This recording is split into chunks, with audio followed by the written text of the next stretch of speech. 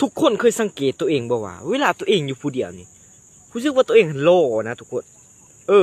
เวลาแบบอยู่ผู้เดียวนี่แย่งแวนไปมุมไหนกะหล่อแย่งเบิ่งซ้ายกะหล่อแย่งเบิ่งขวากะหล่อความสูงนี่กะโอ้โหสูงพอประมาณน่ะสูงโคตรได้เลยนะ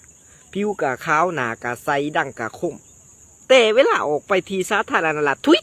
ไปที่สาธารณะนี่นะทุกคนเป็นจะได้บัดนี้แลเขาดำเขาจากที่ว่าสูงกะเตี้ยลงไปจากที่ว่าร่างคมกะดั้งแมบลงไปเห็นเลยจากที่ว่าผมซื้อโลเทวีเปื่อยเป็นจะได้บัดนี้กูดเข่าป้านม้อยมามันเป็นจะได้วะเวลาเขาอยู่ผู้เดียวยังกะโลไปเบิดหน่อเวลาเขาบ่ได้เปรียบเทียบกับผู้ใดนะแต่เวลาเขาไปห้องเฮียนบ่หรือว่าไปที่สาธารณะประชาธิปไตยเอาอีกแล้วสาธารณะนี่นะทุกคนมันเป็นจะได้ความขี้ลายหันมาอยู่น้ำเฮามืดเวลาเขาอยู่ผู้เดียวเขาก็จะแย่งว่าตัวเองหันโลว่าตัวเองหันเทอยู่เสมอหันแหละคันผู้หญิงก็สิว่าตัวเองหันงามแต่เวลาออก